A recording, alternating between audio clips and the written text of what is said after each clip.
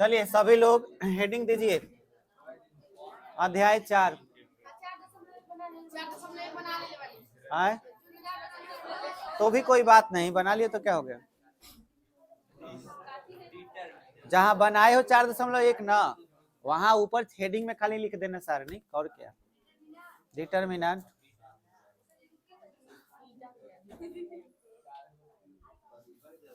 जो लोग नहीं पढ़े हैं, मतलब सारणिक थोड़ा बहुत बताए थे ना, उन लोगों के लिए आज का क्लास है। और आप लोग भी जो पढ़ लिए हैं वो लोग भी ध्यान से देखिएगा, आज थोड़ा डिटेल में चलेंगे, ठीक है। और 4.1 जो लोग नहीं बनाए वो लोग भी बना लेंगे। डिटरमिनेंट्स क्या होता है उसे अब बढ़िया समझेंगे, क्योंकि अभी तो ऐसे ही नॉर्मल पढ़ा रहे थे। सारणिक हेडिंग हो गया, चलिए ध्यान दीजिए। पीएस लैप्लासे ये थे भाई जो सारणिक के खोज किए। सारणिक को जरूरत ही क्यों है पढ़ने की, तो सारणिक का जरूरत क्यों है इसको समझने के लिए आप याद कीजिए 10 क्लास में जब आप पढ़ रहे थे तो एक चैप्टर होगा, चैप्टर नंबर 3, जिसका नाम था दो चर वाला रैखिक समीकरण। और उसको पढ़ने के लिए आप ग्राभीय विधि, प्रतिस्थापन विधि, वज्र गुणन विधि और एक बहुत ही फेमस है विलोपन विधि पढ़े थे। और उस विधि से आप किसका मान निकालना सीखे थे, एक्स और वाई का। एक्स और वाई के मान को निकालने के लिए ही आप तरह तरह की विधि को अप्लाई करते थे।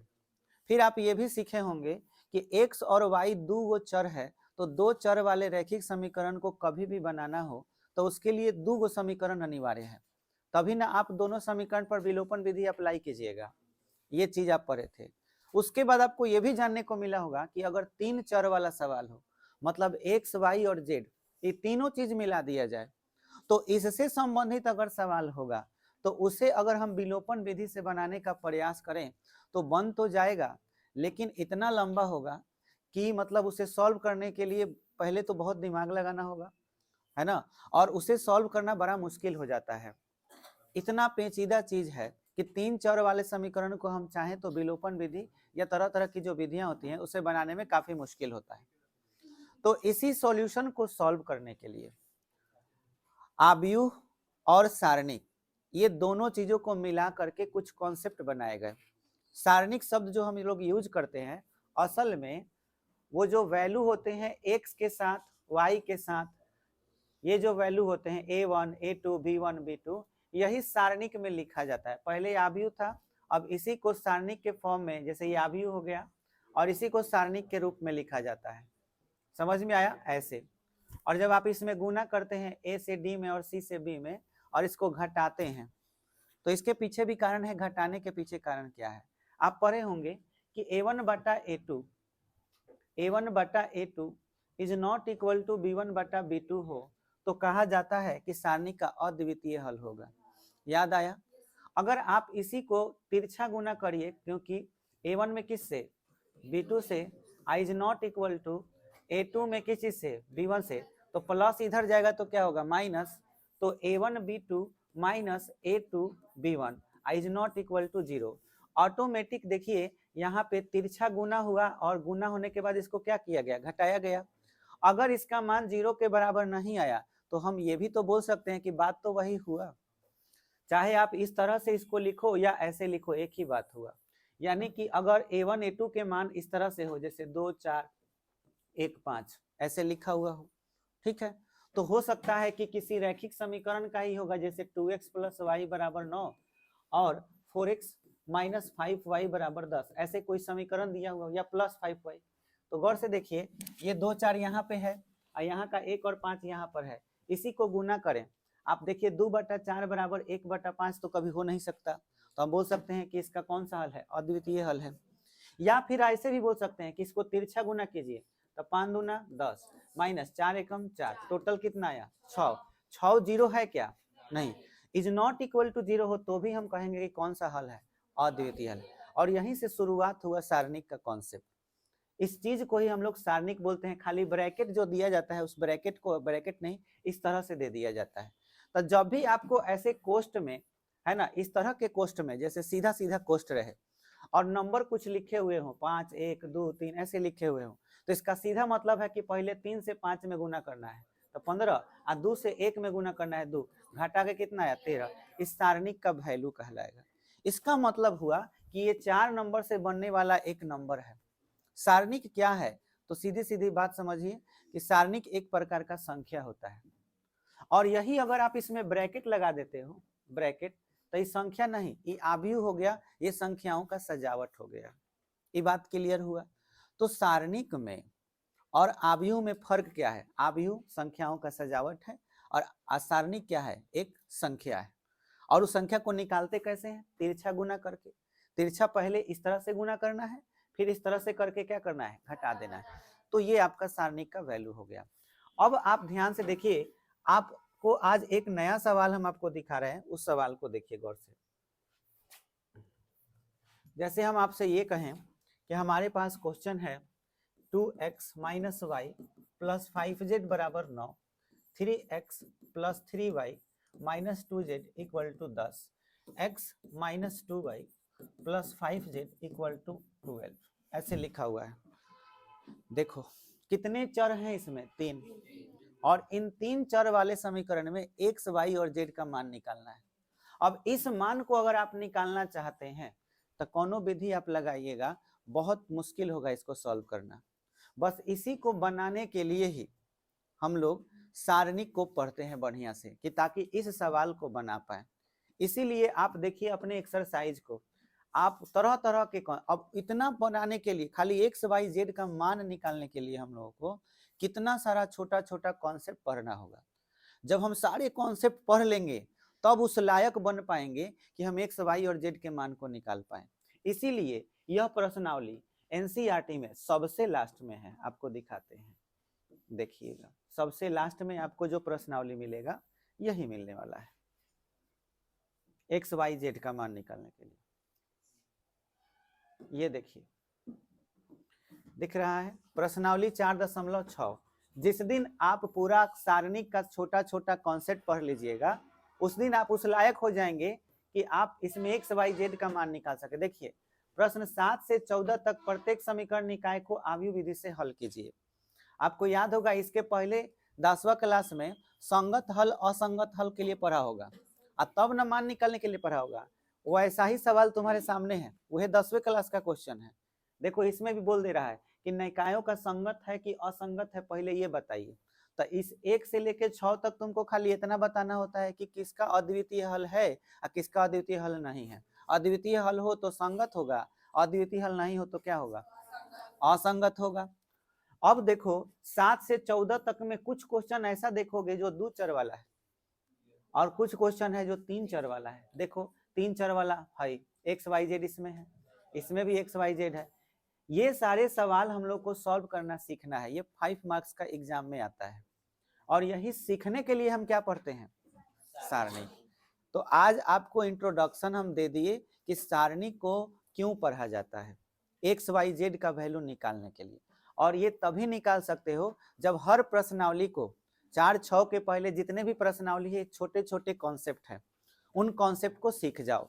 हाँ, उनमें से भी कुछ ऑब्जेक्टिव क्वेश्चन या 2 मार्क्स के क्वेश्चन आते हैं 4-1 से लेकर के।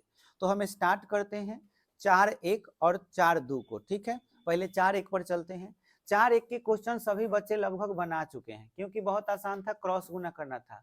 लेकिन कुछ बच्चों को 3/3 वाला नियम नहीं मालूम होगा, तो हम 3/3 पर आते हैं, माने 3 चर वाले समीकरण के लिए।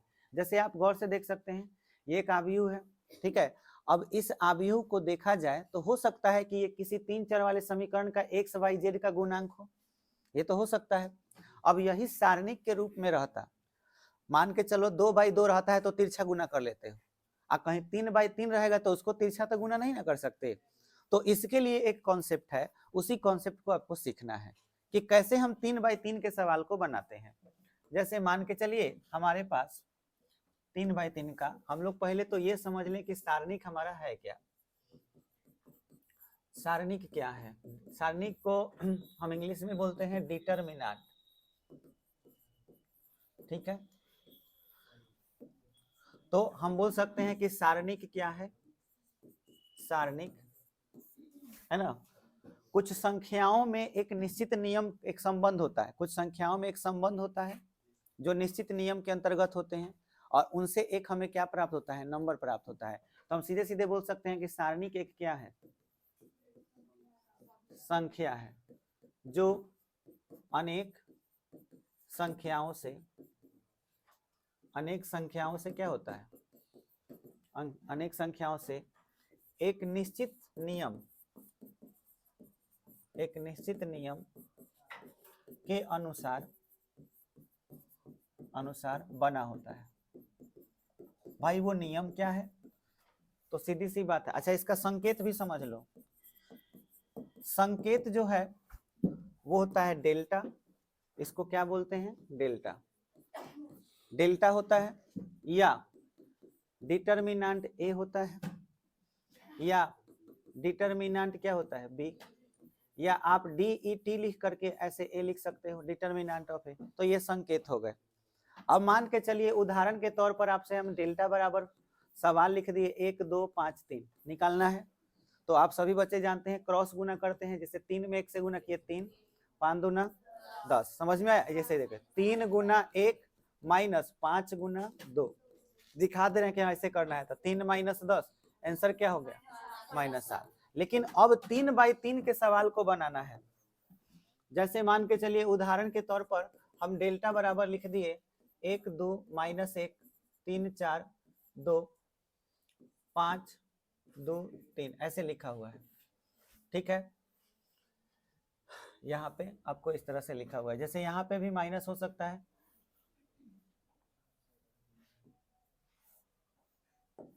मान लो कि यहाँ माइनस है, यहाँ पे 2 है माइनस, ऐसे करके, ठीक है।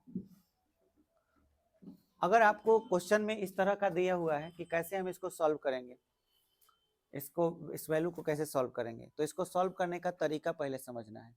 तो इसे सॉल्व करने के लिए आपको ध्यान देना है कुछ इंपॉर्टेंट बात, ध्यान दीजिएगा। आपको ये मालूम होना चाहिए कि इसका जो लोकेशन है वो लोकेशन क्या होता है। लोकेशन का मतलब होता है कि कौन सी पंक्ति और कौन से स्तंभ में है।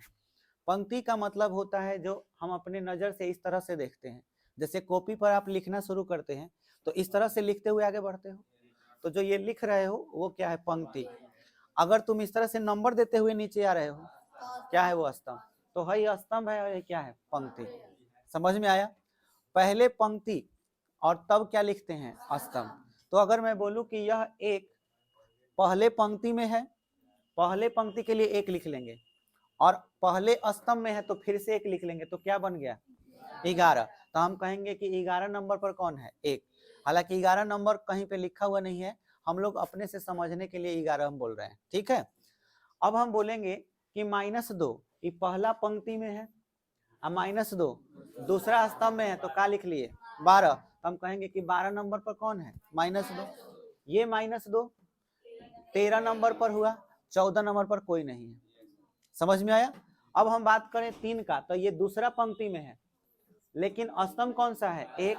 तो कौन से नंबर पर हुआ, 21 नंबर पर हुआ। बोलो, बुझा रहा है। अच्छा, 4 कौन से नंबर पर हुआ, 22 नंबर पर। 2 किस नंबर पर, 23 नंबर पर। 5 किस नंबर पर है, 31। ये 2 किस नंबर पर, 32, और 3 33। क्या ये बात समझ में आया। तो हम इस स्थान को अगर लिखना चाहें तो इसको A11 A12 A13 A21 A22 A23 लिख सकते हैं, A31 A32 A33। क्या इतना बात समझ में आया। अब हम पढ़ेंगे, ये तो नंबर के अनुसार हुआ, डेल्टा का वैल्यू नंबर के अनुसार हुआ। अब हम बात करेंगे सम विषम के स्थान पर, सम विषम के अनुसार। तो सम विषम किसको कहेंगे, समझिए। जो पंक्ति होता है, पंक्ति उसको सूचित करते हैं I से, ठीक है। और जो स्तंभ होता है उसे सूचित करते हैं J से। बात बुझाया। तो ठीक से बताओ, यह एक क्या है, I का मान, और ये वाला एक किसका मान है, J का मान। तो ठीक से देखा जाए तो I J ऐसे बोल सकते हैं, A I J। तो I के वैल्यू यहाँ पे कितना है, 1, और 2 के जगह पे 2 क्या है, J का वैल्यू है। बात बुझाया। एक बात समझ लेना है कि अब आई और जे इन दोनों को जोड़ने के बाद सम आए, है ना, तो उसे सम स्थान बोलेंगे। समझ में आया? और आई और जे को जोड़ने के बाद विषम आए तो क्या बोलेंगे? विषम स्थान बोलेंगे। अगर विषम स्थान होगा तो उसका पहचान हम माइनस से करेंगे, और सम स्थान होगा तो उसका पहचान प्लस से। बोलो ये बात समझ में आया? तो सभी बच्चे अब बढ़िया से समझिएगा। इसके बाद अगर हम कहें कि आई और जे यानी एक और एक जोड़ के कितना होगा? 2 होगा। तो 1 + 1 ए 11 था ना, तो 1 + 1 = 2, क्या आया? सम। तो इसकी पहचान किस चीज से? अब बोलो ए 12 लिखेंगे तो इसकी पहचान 1 + 2 = 3, क्या है? विषम आ गया। तो विषम की पहचान किस चीज से होगी? माइनस से होगी। अगर मैं इसी सारणी को दूसरे तरीका से लिखना चाहूं तो बोलो डेल्टा बराबर क्या लिखाएगा? यहाँ पर 11 है तो एक एक जोड़ के 2 सम हुआ, तो प्लस की माइनस? प्लस, तो यहाँ प्लस लिख लेंगे। अब बताओ 1 2 तो यहाँ माइनस लिख लेंगे। अब मन में सोच, यहाँ माइनस, ठीक से देख, 21 माइनस प्लस माइनस, ऐसा नहीं लग रहा कि प्लस माइनस के पहाड़ा हो गया? जौन कोना पकड़ लो, खाली प्लस के बाद माइनस बोल देना है। देखो है कोना, plus minus plus minus plus minus plus minus, ठीक है? केहूंगा पढ़ो plus minus plus minus plus minus plus minus plus, हर कोना पर प्लस रहेगा। अब ध्यान देना है तुमको, इसमें और ज्यादा सोचना है, ध्यान दो और ज्यादा डिटेल में। हई जो चीज देख रहे हो, हई जो घेर रहे हैं, इस पर फोकस करना। हई जो जितना घेरे हुए हैं इसमें ये वाला लाइन ध्यान दो। देखो ये वाला जो चीज देख रहे हो, ये वाला टर्म, ये चारों जो है वो क्या है? हाई वाला चीज, हाई वाला इस तरह से घेर दे रहे हैं, ये वाला टर्म, ये एक दूसरे से क्या है? कनेक्टेड है। अब आप देखिए 5 गो ऐसा स्थान होगा जो प्लस का होगा, और 4 गो स्थान क्या होगा? अब हम पूछेंगे कि सारणिक में विषम स्थान कितने होते हैं? 4 गो होता है। उसका स्थान हमेशा कहाँ पे रहता है? 2 गो प्लस के बीच में, दोनों प्लस के बीच, दोनों प्लस के बीच, दोनों प्लस के बीच, अब बीच में क्या रहता है? प्लस। अब हमको 11 12 याद करने की भी जरूरत नहीं, और ना ही हमको 11 12 के अलावा कोई पहाड़ा याद रखना है। सीधे सीधे याद रखना है, चारों कोना पर प्लस, बीच में प्लस, अब बाकी जो बीच बीच में रहता है वो क्या रहता है? माइनस। बोलो ये बात याद रहेगा? इतना ही सबसे मेन चीज है। अब इसी का हेल्प लेकर के हम सवाल बनाते हैं। समझ में आया? अब सारणिक को सॉल्व करने का तरीका है ना, सारणिक को बनाने का तरीका समझो। जैसे ये एक सारणिक है, ठीक है? मैं कहूं कि जब 11 नंबर का मान निकालना होगा, सारणिक को हल करने के लिए तरीका समझा रहे हैं। सारणिक का विस्तार, जब आप सारणिक का विस्तार करते हैं तो इसको विस्तार करने का तरीका होता है कि किसी एक लाइन के थ्रू विस्तार किया जाता है, किसी एक लाइन के थ्रू। या तो 11 12 13 को लेंगे, नहीं तो 21 22 23 को लेंगे, नहीं तो 31 32 33 को लेंगे। समझ में आया? नहीं तो दूसरा तरीका इधर, यहाँ देखिए 11 21 31 को लेंगे, नहीं तो 12 22 32 को लेंगे, नहीं तो 13 23 33 को लेंगे। कोई एक लाइन को लेंगे और उसी के थ्रू विस्तार करते हैं। जो लाइन हम पकड़ेंगे, याद रहे इस लाइन को R1 बोलेंगे, इसको R2, इसको R3। समझ में आया? और इसके बाद ध्यान रखना है कि इसको C1 बोलते हैं। हाई वाला जो टर्म है C1, C1 क्यों बोल रहे हैं? कॉलम होता है ना इंग्लिश, इसलिए इसको हम क्या बोलते हैं? C1। ये क्या है? C2, और ये क्या है? C3। समझ में आया? C1 C2 C3। अब आपको ध्यान समझना है कि अगर हम किसी लाइन को पकड़ते हैं, जैसे हम R1 को पकड़ते हैं, तो R1 में क्या आता है? A11 A12 A13। समझ में आया? अब इनका स्थान जो भी होता है, A11 का स्थान यहाँ पे होता है। समझ में आया? अच्छा, अगर हम बात करें A12 का स्थान कहाँ पे होता है? यहाँ बीच में, और A13 का स्थान लास्ट में। समझ में आया? तो आपको 3 परिस्थितियों को समझना है। जब आप A11 को लीजिएगा तो उस कंडीशन में आपको ध्यान देना है कि क्या करना है। A11 के लाइन में जो आएगा, A11 के लाइन में जो आएगा, समझ में आया? उसे छोड़ देना है। समझ में आया? इधर भी क्या करना है? छोड़ देना है। तो बच गया यहीं पे ना, 4 एलिमेंट बच जाएंगे। तो बताओ यहाँ पे कौन कौन बचेगा? है यहाँ पर प्लस बचेगा, चाहे प्लस माइनस छोड़ो, सीधे सीधे कहो A22, A23, A32, A33। समझ में आया? ये लाइन आपको लेना है। और उस कंडीशन में इस सारणी को जब बनाएंगे तो इसमें ऐसे गुना होगा और इसमें ऐसे गुना होगा। ये बात समझ में आया? सेम प्रोसीजर इसमें भी होगा। जब A12 लीजिएगा तो हई वाला लाइन और फिर ये वाला लाइन क्या करेंगे? छोड़ देंगे। तो उस कंडीशन में यहाँ पे क्या बचेगा? A21, A23, A31, A33। तब ऐसे गुना होगा। समझ में आया?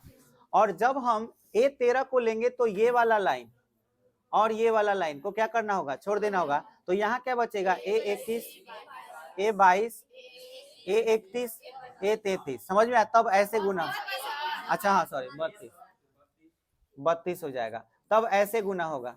समझ में आया? ये पूरा डिटेल हुआ सारणी का।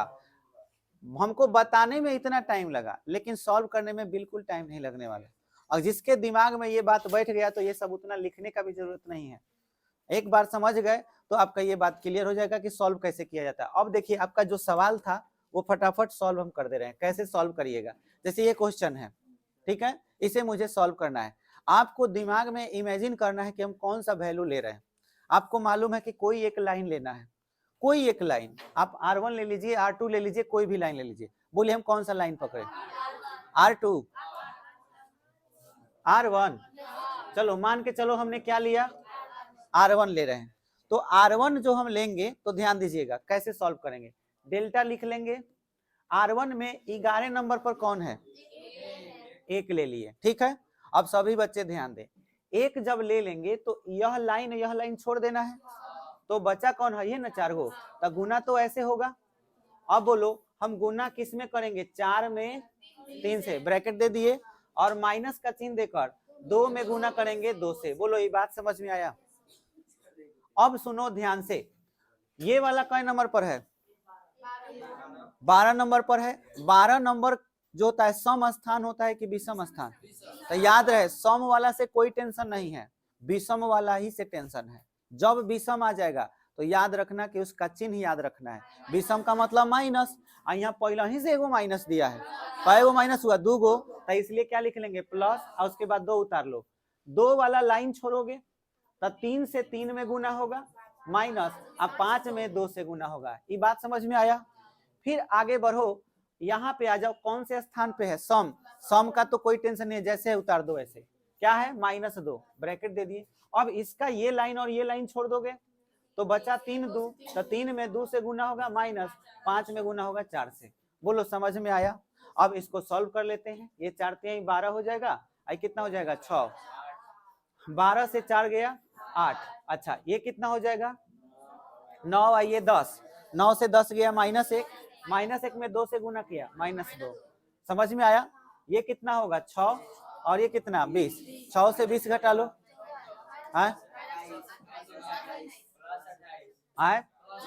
प्लस 28 हो जाएगा। समझ में आया?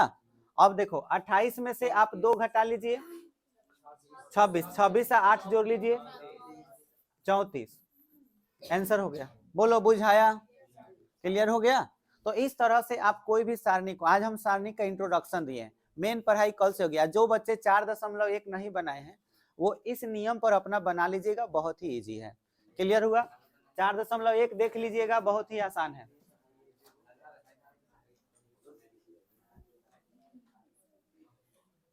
एक बार हम आपको दिखा दे रहे हैं 4.1।